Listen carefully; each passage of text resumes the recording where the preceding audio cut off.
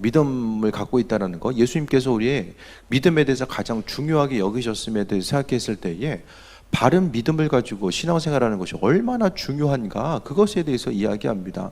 이 온전한 믿음을 갖지 못한다라면은 정말로 어떤 전 보는 것처럼, 또 절에 가서 이제 자신의 소원을 비는 것처럼 그것과 이제 모양새가 비슷해서 가다 보면은 정말로 믿음의 본질 자체, 그러니까 그리스도를 향한 믿음 자체는 너무나도 놀라운 그 풍성한 것들이 담겨져 있음에도 불구하고 그 풍성한 것이 무엇인지에 대해서 모르고 그냥 눈에 보이는 것만 바라보다가 신앙의 본질이 무엇인지도 모르고 그냥 이제 삶을 마무리하게 되는 그 순간을 또 경험할 수 있다는 것입니다.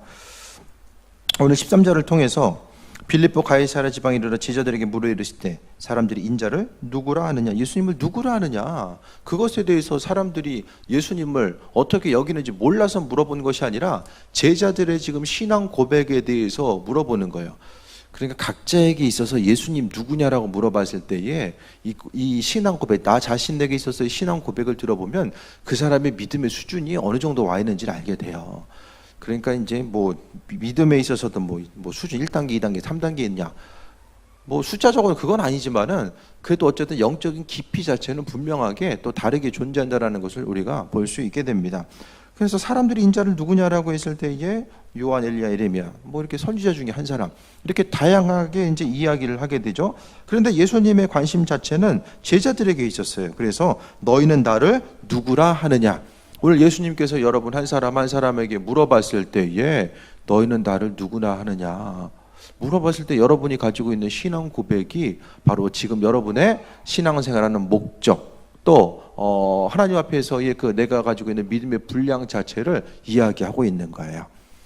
그것이 이제 예수님을 향한 신앙 고백 자체가 바로 신앙생활의 목적이고 삶의 목적이고 또 삶에 있어서의 모든 중심을 이루는 것이 우리는 이 신앙 고백에 달려 있다라는 것에 대해서 분명히 알아야만 합니다.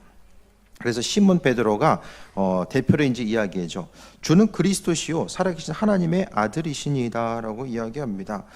주는 그리스도, 그러니까 이제 주권자, 창조주 대신 주권자 대신 그분이 바로 그리스도라는 거. 그러니까 세상의 구원자가 바로 그리스도라고 이야기하는 거죠. 그리고 그리스도시며 살아계신 하나님의 아들이다라고 분명하게 정체성, 예수님이 누구인지에 대해서 분명하게 오늘 본문을 통해서 언급하고 있는 것을 보게 됩니다.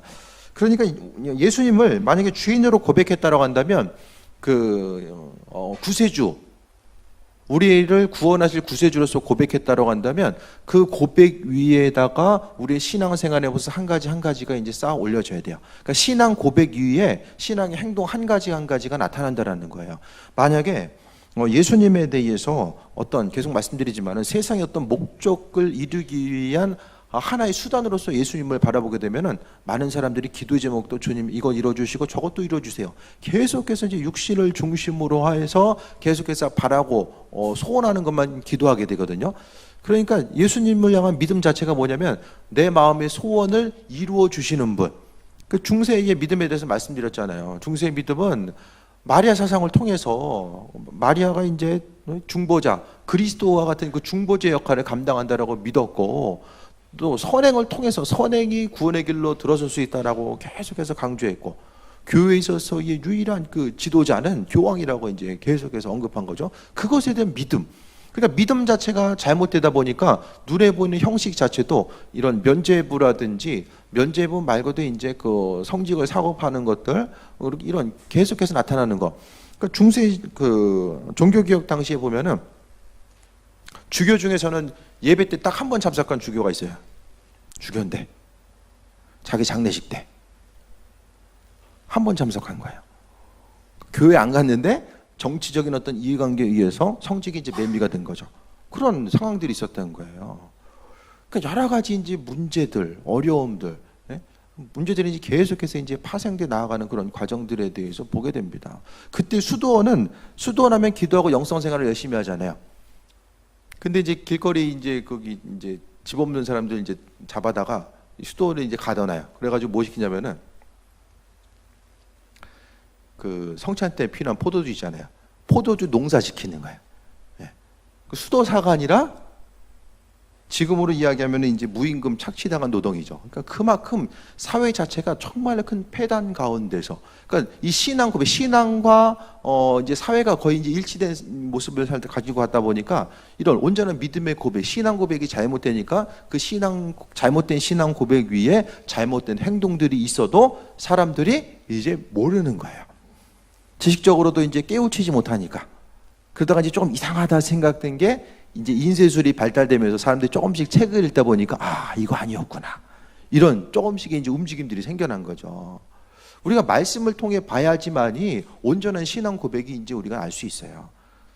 그러니까 우리가 하나님 말씀을 읽을 수 있다라는 거, 큐티하는 것도 마찬가지죠. 큐티 잘 하고 계세요? 자주 물어봐야 돼 이제. 다음부터 손 드는 거 이제 시킬 거예요. 2번 이상. 2번 이상이 아니라 맨날 해야 돼요. 큐티랑 빼먹지 말고. 신앙 고백이 그만큼 중요해요. 그러니까 성경 말씀을 통해서 우리가 온전한 신앙 고백이 무엇인지를 잘 정립할 수 있어야만 합니다. 말씀을 우리가 날마다 받아 먹고 그분의 도우심과 인도하심이 아니면 우리가 그 온전한 신앙 고백이 가질 수 없다라는 것에 대해서도 우리는 분명히 깨달아 알 수 있어야만 합니다. 오늘 말씀을 통해서 17절 말씀 보겠습니다. 예수께서 대답하여 이르시되 바요나 시몬아 내가 복이 있도다. 이를 내게 알게 하니는 혈육이 아니요 하늘에 계신 내 아버지시니라 라고 말씀하고 있습니다. 그러니까 그 신앙 고백을 할 수 있었던 것 자체가 누구인가라고 했을 때에 바로 하나님께서 그와 같은 것, 그러니까 여기서 알 수 있는 것은 우리의 신앙의 주체 자체가 누구인지에 대해서 이걸 이야기하는 거예요. 내 안에 있어서의 어떤 선한 행동과 목적, 또 어떤 그 선한 행실이 눈앞에 펼쳐진다고 할지라도 그것에 대해서 내가 자랑하지 아니할 수 있는 것은 바로 그 모든 것의 중심은 내 안에 계신 그리스도께서 행하시는 것. 그러니까 오늘 베드로의 입에서는 이런 신앙 고백이 스스로 나올 수가 없었던 거예요. 그러니까 이런 신앙 고백 자체가 어떻게 나오냐? 그것은 혈육이 아니라 인간적인 생각과 뜻에 의해서 움직여진 것이 아니라 바로 하늘에 계신 아버지 하나님께서 이와 같은 신앙 고백이 나올 수 있도록 만들어 주셨다는 것에 대해서 언급하고 있습니다. 그렇기 때문에 우리의 삶을 통해서 내가 스스로를 자랑하고 또 어떤 스스로의 목적 가운데 어떤 신앙에 대해서 자랑하고 나 자신에 대해서 내세우지 아니할 수 있는 것은 바로 하나님의 은혜라는 거예요. 그러니까 주께 대한 헌신 자체도 마찬가지거든요. 내가 이거 할 수 없는데 지금 하고 있어. 그것은 뭐예요? 주님께서 행하시는 거예요. 나 자신이 할 수 없는 일들, 주님의 말씀에 귀를 기울이고 내가 자원하는 마음으로 순종하고자 하고 그분의 뜻과 인도하심을 쫓아 나아가고자 하는 그 삶의 결단과 목적 이 자체 모든 것을 이야기했을 때에 그 중심은 바로 하나님께서 그와 같은 일들을 행할 수 있도록 만들어 주셨다라는 것에 대해서 이야기하고 있습니다. 그러니까 내 안에서의 선한 것, 믿음으로 행동하고 반응하고 하나님 마음에 합한 자로서 살아가는 이 중심 모든 것 자체는 바로 내 안에 계신 주님께서 행하신다라는 것. 그렇기 때문에 우리가 어떤 신앙적인 행동이 있다라고 할지라도 그것 때문에 또 교만하거나 또 그것으로 인해서 자랑하지 말아야 될 것은 내가 한 것이 아니기 때문입니다. 이것이 바로 성경적인 하나님께서 말씀하시는 신앙의 원리예요. 얼마나 큰 위대한 신앙의 고백이에요. 정확하게 베드로는 찝어서 이야기하거든요. 하나님, 예수님이 누구냐? 그것에 대해서 정확하게 찝어서 이야기합니다. 그것을 생각했을 때에 바로 눈에 보이는 환경 가운데서 이것을 신앙 고백을 통해 알 수 있는 것은 주께서는 지금 이 시간도 내 안에 계셔서 그분의 풍성함을 나타내신다라는 것에 대해서 우리는 날마다 또한 고백해야만 합니다. 나 자신이 어떤 스스로 대단한 목적, 어떤 대단한 일을 행하는 그것이 아니라 바로 그리스도 예수께서 내 안에서 행하고 계시다는 사실을 분명히 알아야만 합니다. 15절에 18절 보겠습니다. 또 내가 내게 이르노니 너는 베드로라. 내가 이 반석 위에 내 교회를 세우리니 음부의 권세가 이기지 못하리라 라고 이야기합니다. 칭찬하시면서 그 이후에 앞으로 일어날 거거든요. 이 당시 교회 없잖아요. 예수님 당시 교회가 어디 있어요? 앞으로 일어날 일들에 대해서 이야기하는 거예요. 교회는 건물이 아니라 신앙인들의 믿음의 공동체가 바로 교회라는 거예요. 그래서 어쨌든 이 교회에 있어서의 신앙 고백은 바로 예수님이 하나님의 아들 되시고 그분께서 지금도 살아 역사하신다는 이 믿음의 고백 위에 교회는 움직여져야 돼요. 그러니까 교회로 모인 사람들은 다른 어떤 목적에 의해서 움직이는 것이 아니라 철저하게 예수님께서 하나님의 아들 되신다라는 거, 그분께서는 지금도 살아계시다라는 거, 살아계신 하나님의 아들이시다라는 이것은 앞으로도 영원히 예수님을 주인으로 고백한 그 한 사람 한 사람의 심령 가운데 임하셔서 그분의 일들을 행하실 것에 대한 그 부분에 대해서 말씀하고 있는 거예요. 지금 우리가 살아가는 것도 마찬가지예요. 어떤 신앙으로 반응하고 또 내 육신의 소욕대로 움직이지 않고 주님의 뜻과 예비하심, 그분의 도우심을 통해서 하루하루 살아갈 수 있는 것 자체는 내 안에 계신 예수님께서 그 모든 일들을 이루고 나아가시기 때문입니다. 그래서 반석 위에 교회를 세운다라는 것, 바로 베드로 위에 교회를 세운다는 게 아니라 베드로가 언급했었던 이 신앙 고백. 그러니까 여러분 각자에 있어서의 신앙 고백이 무엇인지 우리는 잘 깨달아 알아야 돼요. 예수님이 그리스도라는 거, 구원자, 주권자라는 거, 그것에 대해서 생각했을 때에 삶의 행동 자체가 지금 예수님을 주인으로서 또 살아계신 하나님의 아들로서 내가 지금 고백하고 그 고백한 대로 삶의 모습이 유지되어 있는가. 그러니까 주님께서 주인으로, 예수님을 주인으로 고백했을 때에 어떤 눈에 보이는 환경으로 인해서 때로는 절망할 때도 있고 순간적으로 어려움을 경험할 때도 있어요. 그런데 그런 마음과 생각을 순간적으로 가질 수는 있는데 그 모습 자체가 얼마나 길게 가는가.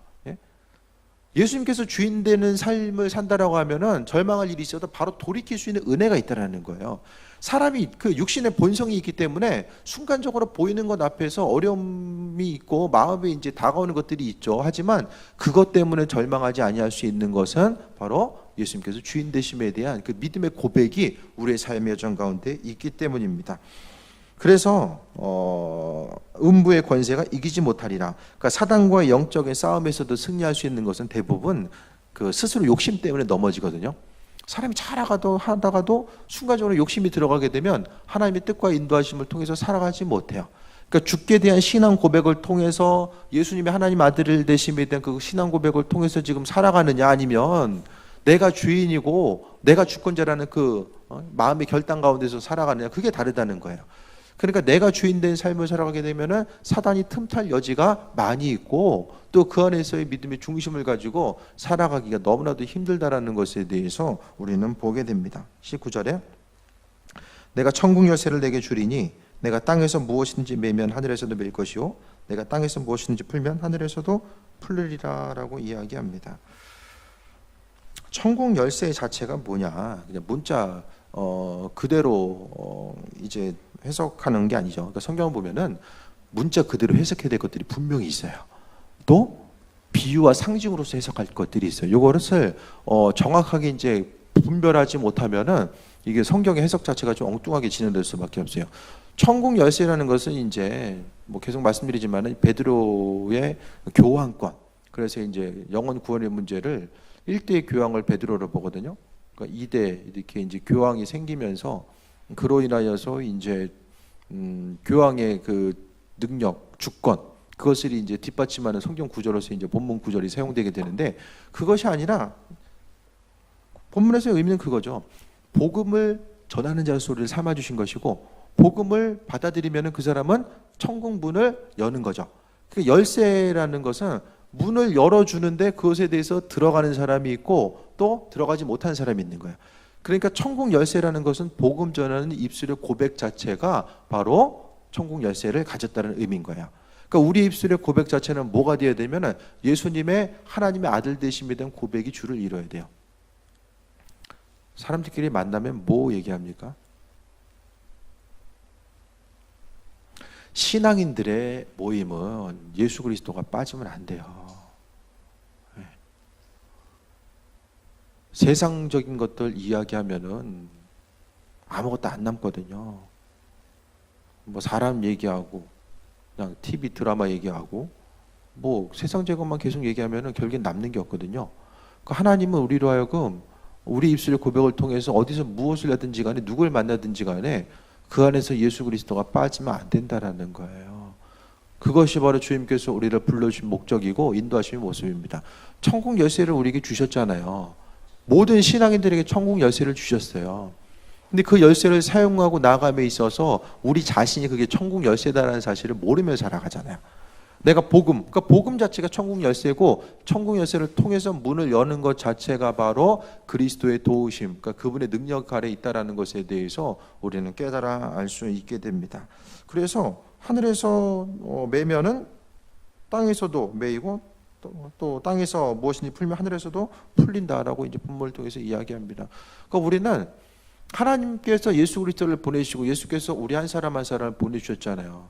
근데 우리가 누구인지를 잘 모르고 살아가요.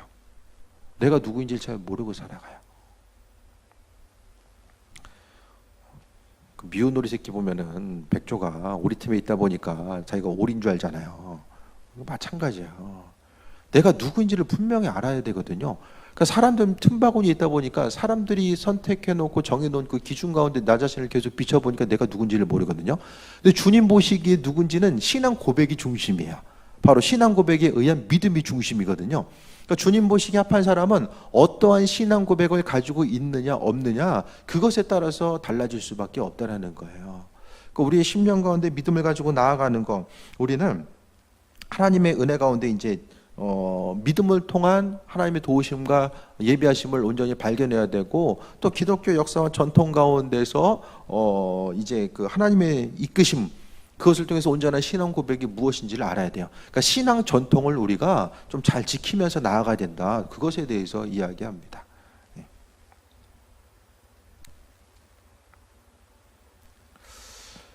제가 목회를 좀 일찍 시작해서 그런지 몰라도 상당히 좀 신앙이 보수적이에요.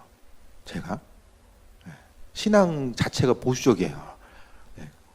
이렇게 움직이고 행하는 것도 그렇고, 이강수 목사님이 그 목사님도 있을 때 그런 얘기 하셨거든요. 나이는 제일 어린데 행동하는 거 보면은 제일 나이 많은 것 같다. 뭐 그런 얘기 하시더라고요. 그러니까 사고의 틀 자체가 좀 보수적인 거죠.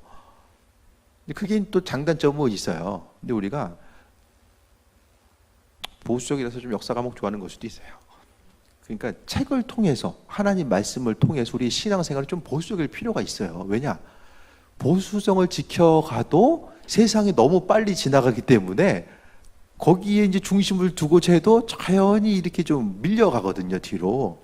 그러니까 신앙생활하면서 교회도 보면은 뭐 저녁 예배 드리고 막 수요일날도 여전히 저녁에 모여가지고 뭐 세미나나 뭐 강의하는 것도 아니고 뭐 이제 이러고 있잖아요. 그러니까 중요한 것은 이제 말씀을 통해서, 이게 중요하기 때문에, 말씀이 중요하기 때문에 지금 옮겨 보여드리는 거예요. 잠깐 딴소리하는 건 졸지 말라고 얘기하는 거예요. 정신없는 게 아니라, 그러니까 말씀을 통한 하나님의 뜻과 인도하심, 말씀이 얼마나 중요한가. 성경을 통해서 우리가 온전한 신앙 고백, 믿음의 고백이 중요하거든요. 그런데 성경을 미리 접했던 사람은 말씀을 너무나도 중요하게 여겼어요. 어떤 일이 있었냐면은 이제 우리가 지금 읽고 있는 성경은 이제 그 1300년대 이제 레닌그라드 사본이라고 성경의 번역본이 있는데, 그 번역본을 다시 번역해가지고 이제 우리가 지금 성경을 쓰고 있는 거예요. 그런데 이제 그 예수님 탄생하기 200년 전에 이제 사해사본이라고 하는 사본이 이제 그 1900년대에 발견이 돼요. 60년대인가? 정확하게 기억은 안 나는데 이제 그런 얘기 들어보셨잖아요. 사해의 어떤 그 이제 동굴에서 양을 이제 양치기가 이제 양이 없어져가지고 양을 찾으러 가다가 이제 동굴을 발견했는데, 거기서 성경 필사본이 발견된 거예요. 필사본 중에서 이제 이사야서가 이제 완벽하게 이제 1장부터 66장까지 발견이 됩니다. 그런데 문제가 생긴 거예요. 지금까지 1300년대의 버전으로 이제 그것을 통해서 읽다 보니까 혹시 그때의 버전 자체가 다를 수가 있잖아요. 그러니까 성경의 권위성 자체는 시간이 오래될수록 권위가 있는 거예요. 사회사본이 이제 이사야서뿐만 아니라 다른 사본이 발견되는데, 문제는 이것을 해석을 어떻게 할 것이냐. 가톨릭 측에서 해석을 막은 거예요. 못하게. 근데 이제 막는다라고 학자들이 가만히 있지 않아요. 몰래 사진 찍어가지고 다 번역을 했는데, 예수님 탄생하기 200년 전에 그 사회사본이나 주후 1300년에 있었던 레닌그라드 사본이나 사본이 거의 일치한 거예요. 뭘 얘기했냐면은 히브리어는 점 하나 잘못 찍으면 내용이 완전히 달라져요.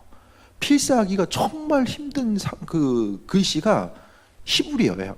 헬라어는 좀 나은데 히브리어는 정말로 점을 아래다 찍냐, 위에다 찍냐, 가운데다 찍냐, 이게 너무나도 이제 글씨가 달라지는데, 이제 그만큼 이제 고대어를 통해서 봤을 때에 이제 그 당시에 이제 필사하는 것 자체가 너무나도 이제 힘든 거죠. 그런데 집중력을 발휘해서 지금처럼 어떤 무슨 이제 펜이 발달되고 종이가 발달된 것도 아니잖아요. 그러니까 성경은 너무나도 존귀하게 여기 있었기 때문에 그것에 대해서 필사하는 과정 가운데서 아주 집중해서 틀리지 않으려고, 말씀이 하나님의 생명의 말씀이다, 그것에 대해서 생각하면서 한 글자 한 글자 장인이 작품을 빚는 것보다 훨씬 더 아주 중요하게, 이게 이제 그 사본, 이제 그 당시에는 뭐 인쇄술을 발달된 게 1500년대니까, 그러니까 1300년대에 레닌그라드 사본, 그 사본이 이제 주어지기까지 그만큼의 시간들 자체 벌써 몇 년이에요. 천몇백 년을 시간 동안에 이게 오면서 사람들이 필사하면서도 내용 자체가 정확하게 일치하면서 왔다는 것은 정말 신앙생활, 그 신앙생활함에 있어서의 말씀의 깊이 자체를 얼마나 중요하게 여겼는가를 보게 됩니다. 그러니까 우리가 지금 성경을 볼 때마다 너무나도 우리가 가치 있게 여겨야 돼요. 성경 말씀 읽을 때에 말씀 읽어야지만이 우리가 믿음의 체계, 신앙 체계, 사고 체계, 그러니까 큐티도 마찬가지고 오늘 성경의 말씀도 정말 하나님의 말씀에 근거해서 우리가 믿음이 세워져야지만이 그것을 통해서 우리의 삶이 더 세워먹고 나아갑니다. 때로는 성경 이거 뭐 내 인생과는 별로 상관이 없는 것 같고, 뭐 구약의 내용을 읽다 보면은 무슨 소용이 있냐, 이게 좀 읽어도 별로 마음에 남는 것도 없는 것 같고, 하지만 그 가운데 있어서의 생명의 메시지다. 이 한 글자 한 글자를 믿음의 조상들은 얼마나 중요하게 여기면서 왔는가. 왜? 그것이 바로 신앙 고백이 바로 우리 믿음의 뿌리가 되기 때문에 그랬다라는 것을 말씀드립니다. 20절에 이에 제자들에게 경고하사 자기가 그리스도인 것을 아무에게도 이르지 말라 하시니라. 제자들에게는 비춰주셨지만 다른 사람에게는 아직 때가 되지 않았기 때문에 어쨌든 그 기적을 보고 이제 몰려드는 사람들, 그런 관계성 가운데서 자신의 때를 알리지 말라고 말씀하신 부분이 있습니다. 중요한 것은 신앙 고백. 예수님이 누구냐, 이 신앙 고백이 제대로 돼 있어야지만이 믿음이 그 안에 세워지게 됩니다. 이 신앙 고백이 온전치 않으면 내가 지금 기도 얼마큼 하고 주를 위해서 헌신한 게 얼마인데 지금 내 생활이 이게 뭐냐, 이 문제를 해결할 수가 없어요. 예수 믿어가지고 그냥 눈에 보이는 복의 개념만 계속해서 강조하다 보면은, 아니 내가 이렇게 했는데 세상적으로도 투자하면은 은행에 맡겨도 뭐 이율이 좀 떨어지긴 했지만은 돌아오는 게 있잖아요. 그런 것처럼 은행에 그냥 돈 맡기고 투자하는 것처럼 신앙생활을 하다 보면은 결국에는 사람이 실족하게 됩니다.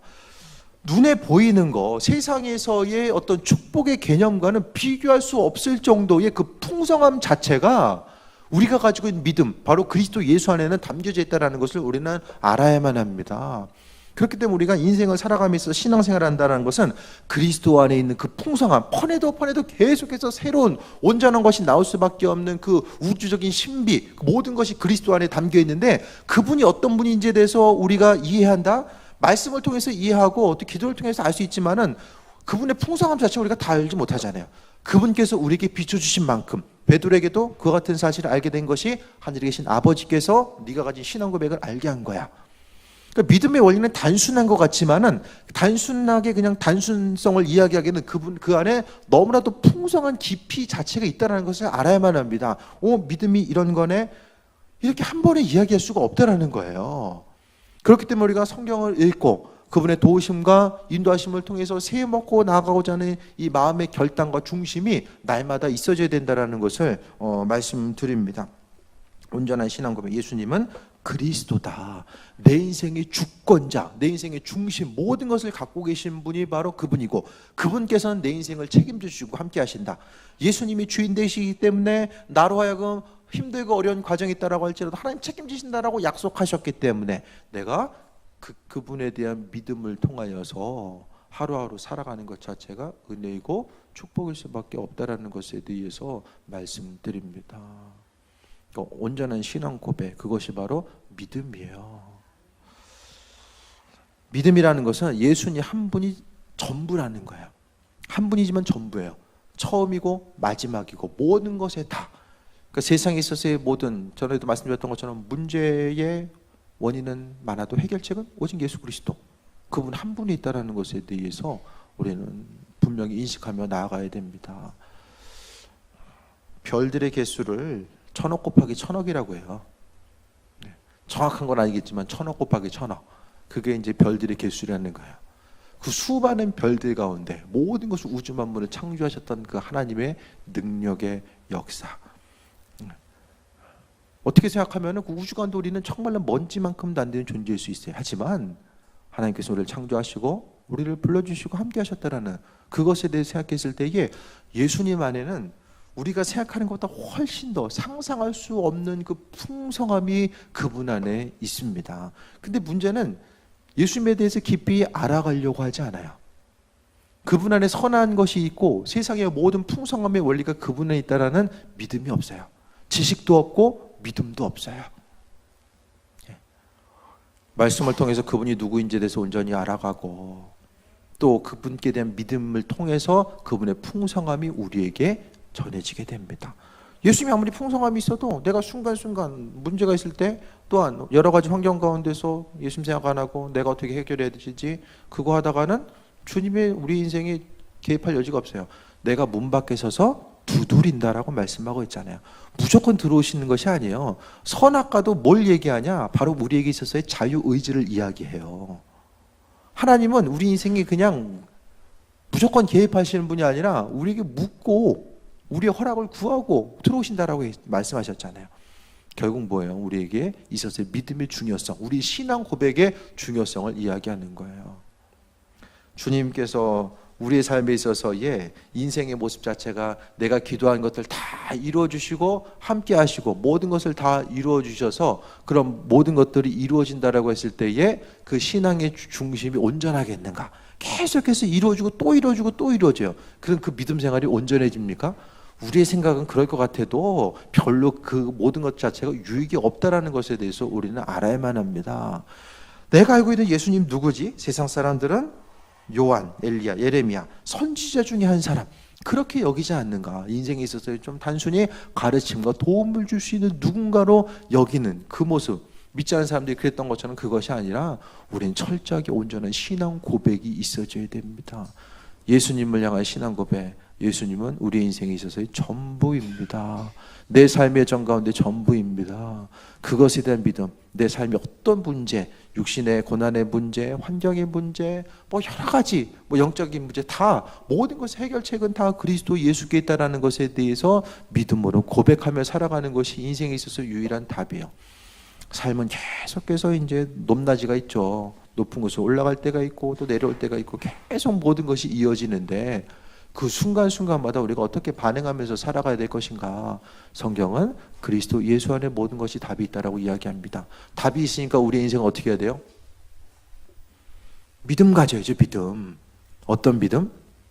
1차적인 것은 예수님께서 하나님의 아들 되심과 그분이 풍성한 삶을 소유하고 있다는 그 1차적인 믿음에서 우리는 더 깊이 들어가야 됩니다. 우리의 삶의 여정 가운데 순간순간 이제 케이스별로 다 다르게 나타나죠. 인생이.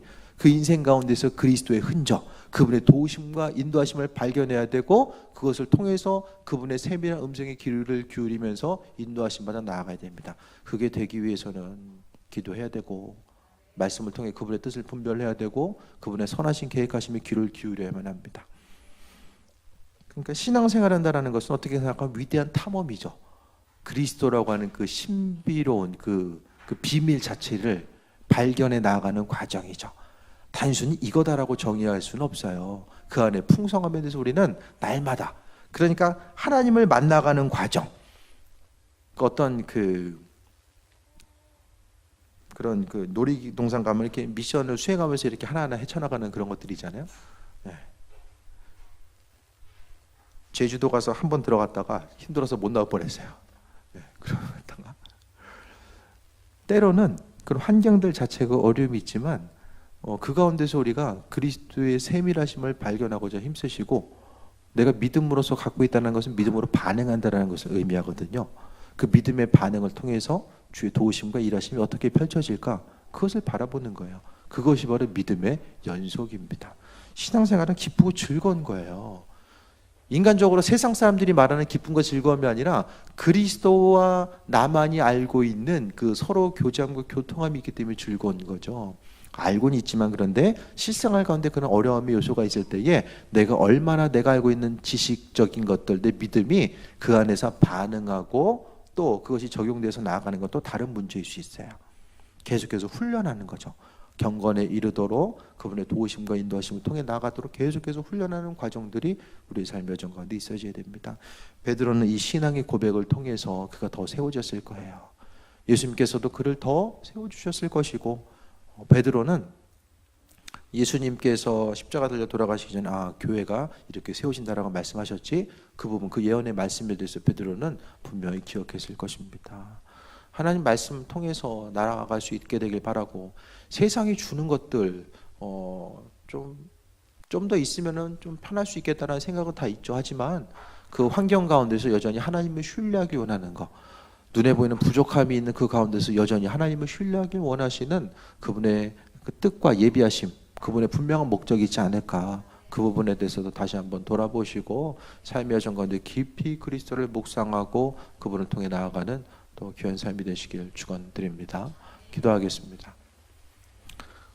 주님의 은혜에 감사드립니다. 오직 그리스도께서 우리의 삶의 목적 되십니다. 믿음 따로, 세상에서의 삶 따로가 아니라 믿음대로 고백하게 하시고 그 고백을 통해서 그리스도를 바라볼 수 있는 귀한 삶이 되길 원합니다. 우리가 할 수 있는 것들은 아무것도 없습니다. 오직 내가 작은 일이라도 행할 수 있는 것은 내 안에 그리스도께서 하시는 것임을 보게 됩니다. 내가 믿음 없음을 절망하지 않게 하시고 오로지 내 안에 계신 예수님께 더 집중할 수 있도록 하여 주시며, 눈에 보이는 여러 가지 또 기쁨의 순간, 또 실망하고 실족하고 절망하는 순간이 있다라고 할지라도 그 가운데서 그리스도 예수를 발견하고 새해 먹고 나갈 수 있도록 주관하여 주옵소서. 오늘 하루 또 내일 하루는 하나님께서 우리에게 허락하신 소중한 하루입니다. 그 안에서 온전한 믿음의 고백을 통해서 주님 발견할 수 있도록 은혜 더하옵소서. 예수님의 이름으로 기도했습니다. 아멘.